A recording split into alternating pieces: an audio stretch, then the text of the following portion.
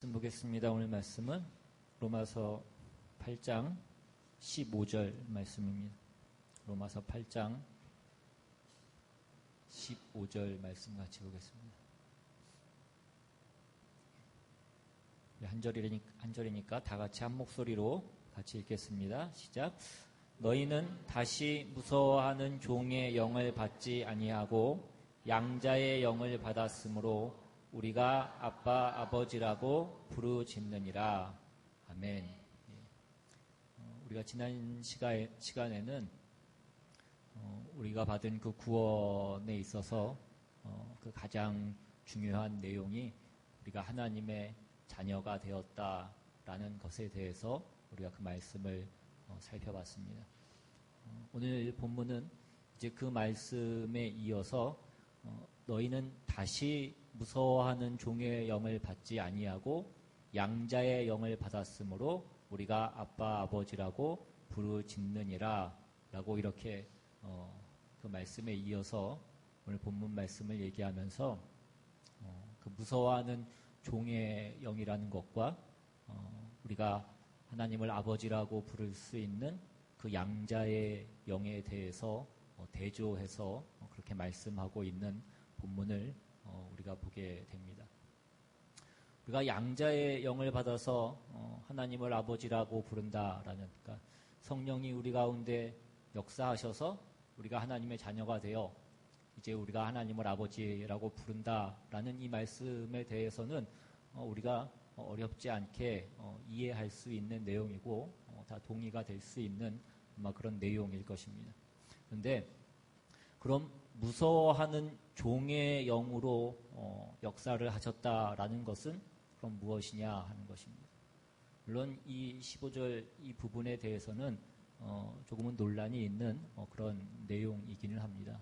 이 부분이 우리가 믿지 않았을 때 어떤 상태를 얘기하는 것이다라는 그런 의견이 있기도 하지만 이 또한 성령님께서 우리 가운데 역사하시는 것으로 우리가 또한 살펴봐야 될 그런 필요가 있는 것을 우리가 또한 보게 되는 것입니다. 일단 먼저 양자라고 하는 것은 우리가 입양되었다라는 것을 뜻하는 것입니다. 그러니까 우리가 원래 그 아버지의 자녀는 아니었다라는 것을 의미하는 것이기도 합니다. 그러니까 어느 누구나 하나님과 온전한 관계 가운데에서 태어나는 사람은 없다라는 것을 의미하는 것입니다. 우리는 이제 구원을 얻고 이제 신자가 되어서 우리의 옛 모습을 보니까 우리가 전에는 다 죄인이었고 하나님의 진노 아래에 있었고 우리가 그 영원한 형벌을 받을 수밖에 없었던 그 처지 아래에 있었다라는 것을 우리가 알고 우리가 그것을 보게 되지만 우리가 구원 얻기 전에 우리가 그 자리에 있었을 때에는 우리가 우리 스스로 얼마나 위험하고 우리가 얼마나 처절한 상태에 있었는지를 우리는 그때에는 우리는 그것을 알지 못하고 살았던 것입니다. 그러니까 성령으로 말미암지 않고는 어느 누구도 자기의 현실을 직시해서 자신의 형편을 제대로 깨달아서 두려움을 가지고 하나님 앞에 나올 수 있는 자는 없다라는 것입니다. 우리가 앞에 있는 로마서 7장 9절에서도 이 말씀을 보았던 바와 같이 로마서 7장 9절에 전에 율법을 깨닫지 못했을 때에는 내가 살았더니 계명의 이름에 죄는 살아나고 나는 죽었도다 이것입니다. 전에 내가 율법을 깨닫지 못했을 때에는 내가 살았다라고 얘기합니다. 그러니까 내가 그 율법의 진정한 내용이 무엇인지를 모르고 그 율법이 정말 지적하는 것이 무엇인지를 내가 깨닫지 못했을 때에는 내가 살았다라고 그렇게 생각을 했다 이것입니다. 그러니까 내 처지가 얼마나 처절한 상태에 있었는지를 그때는 몰랐다 이것입니다. 그것을 깨닫지 못했었다라는 것을 얘기하는 것입니다. 빌립보서 3장에 보시면 이 사도 바울이 이것을 자신의 경험 가운데 나타났던 것으로 증거하는 그 내용이 나옵니다. 빌립보서 3장에 4절 이하에 그러나 나도 육체를 신뢰할 만하며 만일 누구든지 다른 이가 육체를 신뢰할 것이 있는 줄로 생각하면 나는 더욱 그러하리니 나는 8일 만에 할례를 받고 이스라엘 족속이요 베냐민 지파요 히브리인 중에 히브리인이요 율법으로는 바리새인이요 열심으로는 교회를 박해하고 율법의 의로는 흠이 없는 자라 이것입니다. 사도 바울이 자기 스스로 자기를 생각할 때 내가 율법으로 따질 때에도 나는 흠이 없는 자라고 그렇게 생각했었던 적이 있었다 이것입니다.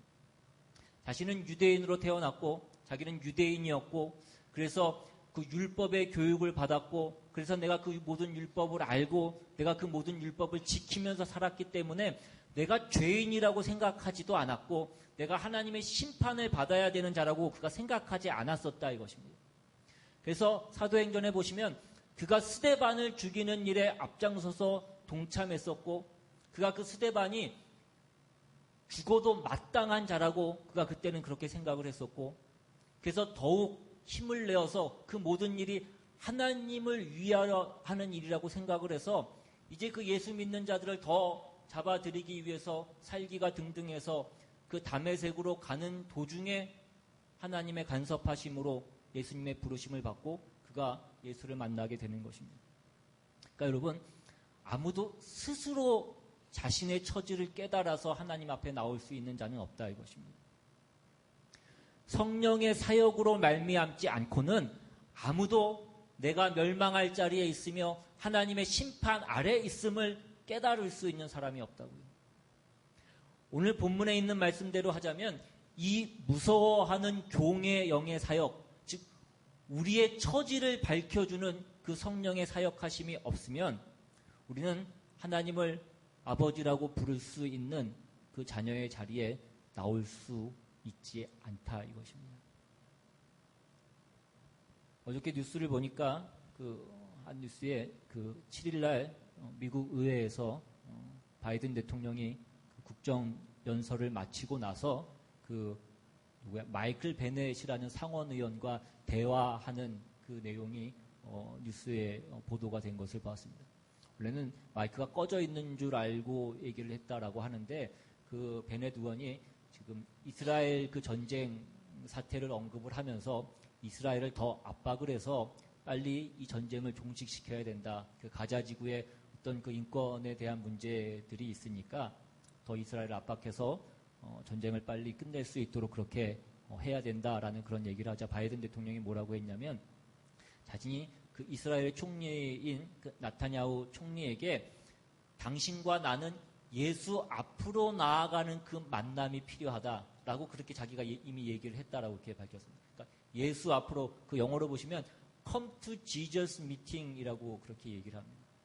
그러니까 이 come to Jesus라는 것은 무엇이냐면 우리가 회심해서 하나님 앞에 나아가서 그리스도인이 되는 그 과정을 얘기를 하는 것입니다. 그러니까 물론 지금 이 바이든 대통령이 지금 이 나타냐후 총리가 지금 자기가 고수하고 있는 이 고집을 꺾고 새로운 마음으로 그 자리에서 회심하고 돌아서야 된다라는 뜻으로 아마 그 얘기를 한 것입니다.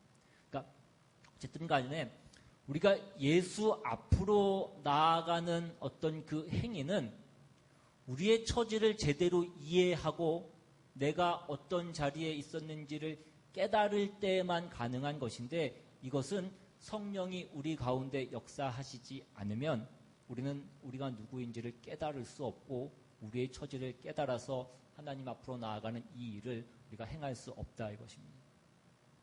우리로 하여금 두려움에 떨게 하는 우리를 무섭게 하는 이 종의 영의 어떤 그 사역이 있지 않고는 우리는 예수 그리스도를 찾지 않는다 이것입니다. 그러니까 우리가 처음 우리가 주를 부르는 가장 큰 이유는 내가 내 처지를 깨닫고 그 두려움과 절망에서 터져 나오는 외침이어야 맞는 것입니다. 근데 오늘날 많은 신자들의 가장 큰 문제는 무엇이냐면 우리가 예수 앞에 나아가는 그 신앙이 그저 우리의 소원을 이루고 우리의 문제를 해결하기 위한 어떤 하나의 방편으로 되어 있는 어떤 그런 모습이 너무나 많더라 하는 것입니다.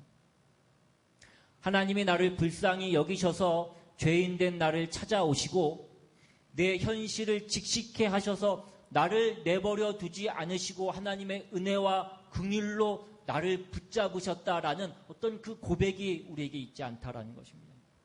왜 그러냐 이것입니다. 그 이유가 무엇이냐 하는 것입니다.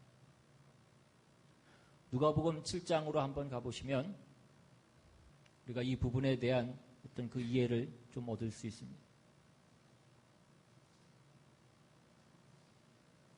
누가복음 7장 36절 이하에 47절까지 읽을 거니까 우리 한 절씩 한번 교독해서 한번 읽어보겠습니다. 제가 먼저 읽겠습니다. 36절. 한 바리새인이 예수께 자기와 함께 잡수시기를 청하니 이에 바리새인의 집에 들어가 앉으셨을 때에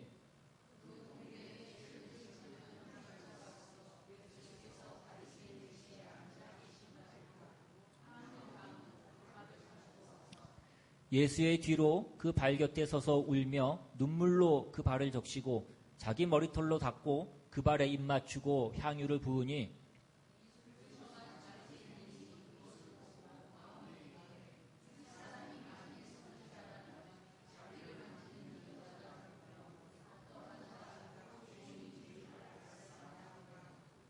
예수께서 대답하여 이르시되 시몬아 내가 네게 이를 말이 있다 하시니 그가 이르되 선생님 말씀하소서.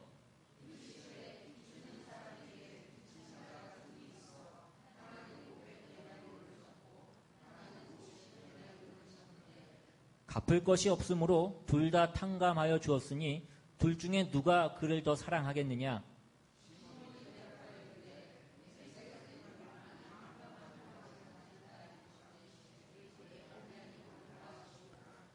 그 여자를 돌아보시며 시몬에게 이르시되 이 여자를 보느냐?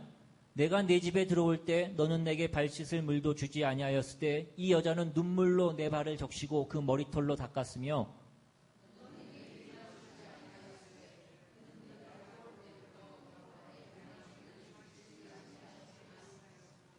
너는 내 머리에 감람류도 붓지 아니하였을 때 그는 향유를 내 발에 부었느니라.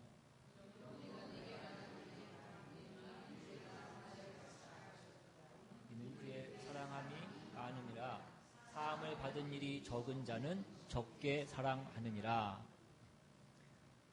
여기에 나오는 이 여자는 죄인이라고 처음부터 그렇게 소개가 되어져 있습니다. 그 37절에 그 동네에 죄를 지은 한 여자가 있어 라고 이렇게 나오고 있습니다. 그래서 우리는 이 말씀을 볼 때 우리는 쉽게 생각하기를 이 여자는 죄인이기 때문에 이 여자가 더 많은 죄를 지었기 때문에 그가 주 앞에 나왔고 그가 그 죄를 용서받았을 때 주님께 더 많은 감사와 사랑으로 그가 반응했다라고 우리는 그렇게 쉽게 이 말씀을 생각합니다. 그런데 지금 이 누가복음 7장은 이 죄인인 여자와 바리새인을 비교해서 우리에게 말씀하고 있는 것입니다. 이 복음서에 나오는 바리새인들은 아까 우리가 그 로마서 7장에서 사도 바울이 고백했던 것과 같이 그 율법을 제대로 깨닫기 전에 율법을 올바로 알기 전에 내가 율법을 지킴으로 자기가 다 의인이라고 생각했던, 그래서 내가 살았다라고 생각했던 사람들이 이 복음서에 나오는 그 모든 바리새인들입니다. 내가 율법을 지키면서 살았다라고 생각했고, 그래서 나는 의인이라고 생각했고, 그래서 내 죄를 사함을 받을 필요가 있다라고 생각하지 않았던, 자기의 처지가 무엇인지를 모르는 사람이었다고. 그래서 예수의 필요성도 몰랐고 예수님이 왜 오셨는지를 알지 못했던 사람들이 이 바리새인입니다. 그래서 이 예수님이 이 둘을 비교하면서 바리새인에게 뭐라고 말씀합니까? 그 44절 중반부부터 다시 보시면 내가 내 집에 들어올 때 너는 내게 발 씻을 물도 주지 아니하였을 때 이 여자는 눈물로 내 발을 적시고 그 머리털로 닦았으며 너는 내게 입맞추지 아니하였을 때 그는 내가 들어올 때부터 내 발에 입맞추기를 그치지 아니하였으며 너는 내 머리에 감람류도 붓지 아니하였을 때 그는 향유를 내 발에 부었느니라 이것입니다. 지금 이 여인이 예수님 발 앞에 엎드려서 예수님 발을 붙들고 예수님께 매달려 있는 이유는 자기가 죄인이라는 것을 알고 있기 때문입니다. 그리고 내 죄를 씻을 수 있는 분이 이 예수님밖에 없다는 것을 그가 알고 있었기 때문이라고요. 그가 죄를 지었느냐, 진짜 그가 얼마나 큰 죄를 지었느냐 하는데 어떤 죄를 지었느냐에 지금 초점이 있는 것이 아니라 그는 자기가 죄인이라는 것을 알고 있었다고요. 자기 죄를 씻을 수 있는 분이 예수님밖에는 없었다라는 것을 그가 알고 있었다라는 것입니다. 그러나 바리새인은 그는 자기가 예수님을 자기 식사 자리에 초대하는 것으로 이 예수님에 대한 어떤 자기의 충분한 대접을 다 하고 있는 것이라고 그렇게 생각을 하고 있는 것입니다. 그는 지금 내가 예수님께 무엇을 받아야 될 것이 있다라고 그렇게 생각하고 있지 않다고요. 예수님을 어떤 하나의 선지자로 선생님으로 그렇게는 알고 있지만 내 죄를 위해서 이 예수님이 나한테 필요하다라는 그 생각에는 지금 미치고 있지 못하고 있는 것입니다. 그러니까 자기가 누구인지를 그가 제대로 깨달았다면 지금 이 말씀에 나온 이 여인과 같이 그도 예수님 앞에 엎드려 회개하고 회심해야 되었지만 회심하는 것이 마땅하지 않았겠느냐라는 것입니다. 그러니까 우리가 하나님 앞에서 누군가를 깨닫게 하는, 그래서 우리를 무섭게 하는 그 종의 영으로서의 어떤 그 성령의 그 사역이 우리 가운데 없으면 우리는 아무도 하나님 앞에 나아갈 수 없는 것입니다. 여러분, 여기 계신 분 중에 여러분이 태어나신 날을 기억하시는 분이 계십니까? 내가 내 생일날 그때가 기억이 나서 내가 몇 날 며칠 어디서 어느 병원에서 내가 태어났다라는 것이 생생하게 그렇게 기억이 나시는 분이 계십니까? 우리는 내가 태어난 날을 그때를 우리가 생생하게 기억하는 사람은 아무도 없을 것입니다. 그래서 우리 어렸을 때에 어른들이 흔히 뭐 잘못하고 엄한 짓 하면 너는 다리 밑에서 주워왔다라고 그렇게 놀리고 그것이 진짠가 해서 울고 불고 하고 때로 부모님이 서운하게 하면 그 말이 사실인가? 나는 친자식이 아니라서 이렇게 하나? 뭐 그런 마음을, 그런 고민을 했던 경험들이 아마 있으신 분들도 계실 것입니다.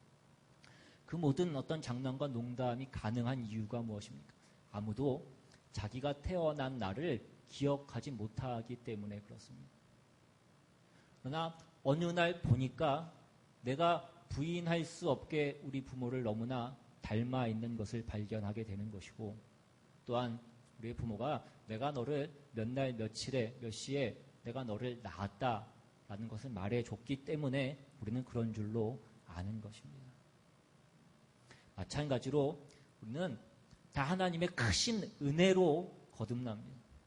그리고 그 거듭난 가운데에 성령님께서 첫 번째로 하시는 그 사역 가운데 우리가 전에 누구였는지를 우리에게 확인시키신다고요. 그래서 우리는 회개하고 우리는 회심하는 것입니다. 그리고 주님을 붙잡는 것입니다. 이것이 우리의 구원의 확인이라고요. 그러니까 구원의 확신이라고 하는 것은 내가 언제 거듭났는가, 내가 그 거듭난 날을 내가 기억할 수 있는 것이 아니라 내가 몇 날 며칠에 내가 구원을 받았다라는 것을 기억하는 것이 우리의 구원의 확신이 아니라 내가 지금 하나님의 자녀라는 것을 내가 확인하는 것입니다. 내가 지금 살아있기 때문에 내가 언젠가 태어난 것을 우리가 아는 것이라고요. 오늘 본문으로 다시 돌아오셔서, 그러나 너희는 다시 무서워하는 종의 영을 받지 아니하고 이제 양자의 영을 받았으므로 라고 그렇게 말씀합니다. 우리가 죄인이며 하나님 앞에 어떤 상태였었는지를 깨닫게 하는 것은 결국은 우리를 두렵게 하기 위해서 있는 것이 아니고 우리를 하나님의 자녀로 만들기 위하여 허락한 하나의 과정이었다라고 그렇게 말씀을 하고 있는 것입니다. 그러니까 누구를 막론하고 자신이 죄인인 것을 깨닫고 그래서 하나님 앞에서 자기의 처지를 알게 되면 예외 없이 주님을 찾게 되어 있고 예수를 믿을 수밖에 없고 하나님 앞에 나와서 무릎을 꿇을 수밖에 없는 것입니다. 그래서 이 모든 일의 궁극적인 목표는 하나님의 자녀라는 이 귀한 구원의 자리에 이르게 하기 위한 하나의 과정이다 이것입니다. 그래서 모든 신자는 이 무서워하는 어떤 이 종의 영의 사역을 우리가 통과해야 되지만 결국 우리에게 남아있는 것은 이 양자의 영, 우리가 하나님을 아버지라고 부를 수 있는, 우리가 하나님의 자녀가 되는 이 양자의 영의 사역 가운데 있지, 우리가 두렵고 무서운 자리에 계속해서 머물러 있는 것은 아니다 하는 것입니다. 이전에 어렸을 때 어린이날 같은 때에 놀이동산 같은 데 가면 사람이 워낙 많으니까 가끔가다 정신이 팔려서 부모 손을 놓치고 딴 데 한눈 팔아 있다가 아이를 잃어버리고 또 아이가 부모를 잃어버리는 경우들이 종종 있습니다. 한눈 팔고 있다가 갑자기 부모가 없는 것을 아이가 발견하게 되면 그때부터 아이는 울기 시작합니다. 울면서도 부모를 찾고 또 나중에 부모를 찾은 다음에는 어떤 그때의 서러움과 무서움과 또한 안도감을 가지고 또한 더 울 때도 있습니다. 그러나 우는 것도 부모가 있는 아이들만 우는 것입니다. 고아들은 웬만한 일에는 잘 울지 않는다라고 그렇게 얘기합니다. 왜냐하면 내가 울어도 나를 편들어 줄 사람이 없는 것을 알기 때문에 그렇습니다. 마찬가지로 신자들도 자기가 회심한 것을 돌이켜보면 내가 죄인이라는 것을 깨닫고 자기가 어떤 하나님의 진노 아래에 있었는가를 깨닫고 그래서 울고 그래서 회개하지만 그것은 다 은혜로 우리 가운데 기억이 되는 것입니다. 그 깨우침이 우리를 고치기 위한 것이고 용서하기 위한 것이었지, 자 이제 네가 누구인가를 똑똑히 봐라, 그래서 너는 죄인이고 그래서 너는 죽을 수밖에 없는 존재다, 어떤 그런 공포와 두려움 가운데 있게 하기 위해서 하나님이 우리의 그 예전 모습을 깨닫게 하시는 것이 아니라 이것입니다. 그리고 바로 이것을 우리 안에, 우리 내면의 깊숙한 곳으로부터 확인시키는 것이 이 양자의 영이 우리 안에서 행하시는 그 사역인 것입니다. 우리가 하나님의 자녀라는 것은 성경에도 여러 군데에서 우리에게 증거하고 있고 우리에게 설명하고 있는 그 모든 내용들입니다. 히브리서 2장에 보시면 히브리서 2장 11절 이하에 거룩하게 하시는 이와 거룩하게 함을 입은 자들이 다 한 근원에서 난지라. 그러므로 형제라 부르시기를 부끄러워하지 아니하시고 이르시되 내가 주의 이름을 내 형제들에게 선포하고 내가 주를 교회 중에서 찬송하리라 하셨으며 또다시 내가 그를 의지하리라 하시고 또다시 볼지어다 나와 및 하나님께서 내게 주신 자녀라 하셨으니, 거룩하게 하시는 이는 예수 그리스도입니다. 예수 그리스도가 우리를 구원하기 위해서 이 땅에 오셨고 그 십자가를 지셨습니다. 그 거룩하게 하시는 자와 거룩하게 함을 입은 자들, 거룩하게 함을 입은 자들은 구원이 필요한 죄인인 우리를 얘기하는 것입니다. 그런데 저들이 다 한 근원에서 난지라. 그러므로 형제라 부르시기를 부끄러워하지 아니하셨다라고 얘기합니다. 예수님과 우리가 형제라라고 그렇게 표현하고 있습니다. 12절에도 이르시되 내가 주의 이름을 내 형제들에게 선포하고 이렇게 말씀하고 있고 13절 하반절에는 나와 및 하나님께서 내게 주신 자녀라 하셨으니, 우리가 하나님의 자녀라라고 그렇게 성경이 표현하고 있는 것을 우리가 보게 됩니다. 오늘 본문이 있는 이 로마서 8장에도 보시면 8장 29절에 하나님이 미리 아신 자들을 또한 그 아들의 형상을 본받게 하기 위하여 미리 정하셨으니 이는 그로 많은 형제 중에서 맏아들이 되게 하려 하심이니라. 예수 그리스도를 우리의 맏아들이 되게 하셨다라고 이렇게 말씀합니다. 맏아들은 외아들하고는 다른 것입니다. 여러 형제가 있는 가운데 첫 번째 아들을 얘기하는 것입니다. 그러니까 예수님이 맏아들이고 우리는 그 밑에 있는 아들들이라고 그렇게 얘기를 하고 있는 것입니다. 좀 더 적극적인 내용을 우리가 찾아보시면 요한복음 17장 21절 이하에 아버지여 아버지께서 내 안에 내가 아버지 안에 있는 것 같이 그들도 다 하나가 되어 우리 안에 있게 하사 세상으로 아버지께서 나를 보내신 것을 믿게 하옵소서. 내게 주신 영광을 내가 그들에게 주었사오니 이는 우리가 하나가 된 것 같이 그들도 하나가 되게 하려 함이니이다. 곧 내가 그들 안에 있고 아버지께서 내 안에 계시어 그들로 온전함을 이루어 하나가 되게 하려 함은 아버지께서 나를 보내신 것과 또 나를 사랑하심 같이 그들도 사랑하신 것을 세상으로 알게 하려 함이로소이다. 하나님께서 예수 그리스도를 보내신 것은 성부 하나님이신 성부 하나님이 성자 하나님을 사랑하신 것 같이 우리를 사랑하셨기 때문이라고 그렇게 얘기합니다. 하나님이 우리를 사랑하셔서 성부 하나님과 성자 하나님이 하나인 것 같이 우리를 하나로 부르셨다라고 그렇게 말씀하고 있습니다. 우리는 구원에 관한 얘기를 할 때마다 놓치지 않아야 되는 이 구원의 가장 중요한 초점은 우리가 어떤 구원을 받았느냐라는 것을 우리가 놓치지 않는 것입니다. 우리가 단순히 우리의 죄가 사해지고 그래서 우리의 영원한 형벌이 면해지고 그래서 지옥에 가지 않고 천국에 가는 어떤 그런 소극적이고 어떤 부정적인 차원에서만 우리가 우리의 구원을 생각하는 것이 아니라 우리가 얻은 구원이 얼마나 대단한 것인가라는 것을 우리가 깨달아야 된다라는 것입니다. 우리는 하나님의 자녀라고 이렇게 얘기합니다. 하나님께서 예수 그리스도를 사랑하신 것 같이 우리를 사랑하셔서 우리를 구원하셨다라고 얘기합니다. 이것과 비교할 수 있는 그런 어떤 그것을 표현할 수 있는 대등하게 말할 수 있는 어떤 그런 다른 표현은 없는 것입니다. 우리가 하나님께 받은 그 사랑이 무엇인지를 제대로 이해하고 그래서 우리가 구원을 받았다라는 것이 무엇인지를 우리가 제대로 이해한다라고 한다면 우리는 더 이상 하나님 앞에 무엇을 더 요구할 것이 없다라는 것을 우리는 깨달을 수밖에 없는 것입니다. 네, 오늘 본문의 말씀은 이 내용을 성령 하나님께서 우리 안에서 우리가 확인할 수 있도록 우리에게 확인시키신다라고 그렇게 말씀을 하고 있는 것입니다.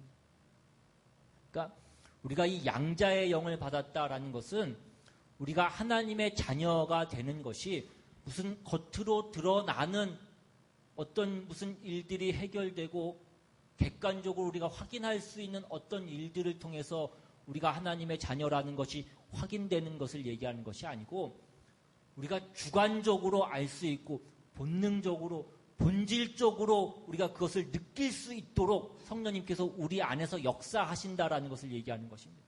우리 안에서 우리가 그것을 알게 하신다고요. 그래서 오늘 본문을 보시면 이 양자의 영을 받았으므로 우리가 아빠 아버지라고 부르짖느니라 라고 이렇게 되어 있습니다. 이 아빠 아버지라는 이 표현은 예수님께서 그 겟세마네 동산에서 마지막 기도를 하셨을 때 예수님께서 부르짖었던 그 부르짖음을 정확하게 인용하고 있는 것입니다.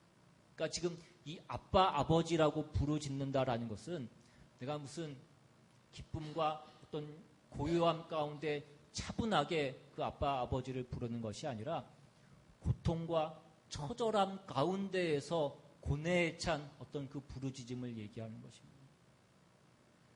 누구나 다 객관적으로 확인할 수 있는 눈에 보이는 어떤 문제가 해결되어서 내가 하나님의 자녀라는 것을 내가 확인하는 것이 아니라 내 마음 깊은 곳에서 하나님이 나의 아버지가 되고 내가 그의 자녀가 되는 것을 확인할 수 있는 그 어떤 확인이 우리 안에서 성령님께서 역사하셔서 우리가 그것을 확인할 수 있도록 그 성령님이 역사하신다라는 것이 이 양자의 영이 우리가 양자의 영을 받아서 우리가 하나님을 아빠 아버지라고 부르짖는다라는 것이 가지고 있는 어떤 그 내용이고 의미인 것입니다. 갈라디아서 4장에 보시면 4장 6절에 너희가 아들임으로 하나님이 그 아들의 영을 우리 마음 가운데 보내사 아빠 아버지라 부르게 하셨느니라 라고 되어 있습니다.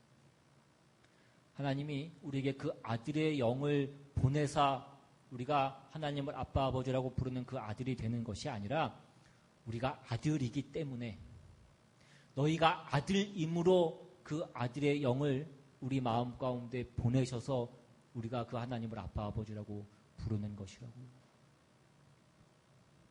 그래서 하나님을 향한 어떤 우리의 마음과 어떤 우리의 감정은 예수님께서 그 성부 하나님에 대해서 가지셨던 어떤 그 마음과 그 감정과 근본적으로 동일한 것이어야 되는 것입니다.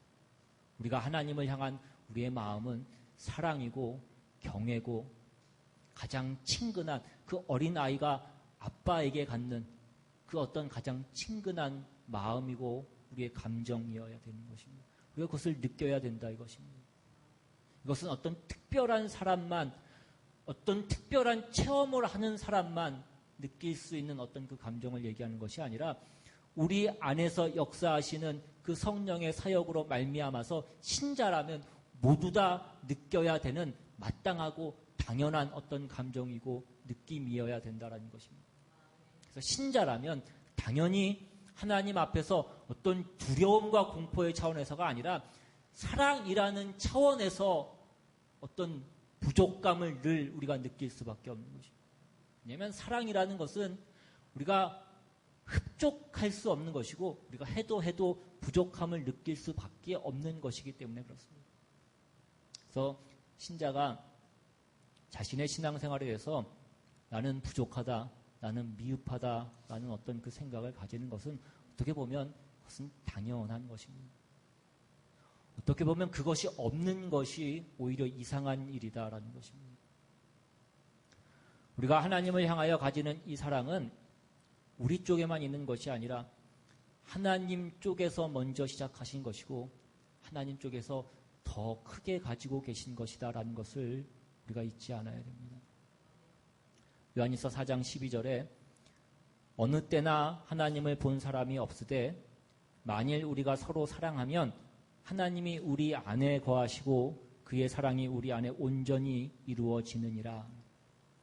어느 때나 하나님을 본 사람이 없는데 우리가 서로 사랑하면 우리 안에 하나님이 거하신다라고 얘기합니다. 그래서 이제는 우리를 보면 우리 안에서 하나님을 볼 수 있는 어떤 우리가 그런 존재가 되는 것입니다. 마치 예수 그리스도가 이 땅에 오셨을 때처럼 예수를 봄으로 그 예수를 본 자가 하나님을 보았던 것처럼 우리의 존재가 우리 안에 하나님을 나타내는 어떤 그 존재가 되는데 그것이 무엇으로 그렇게 된다고? 사랑으로서 그렇게 된다고 얘기합니다.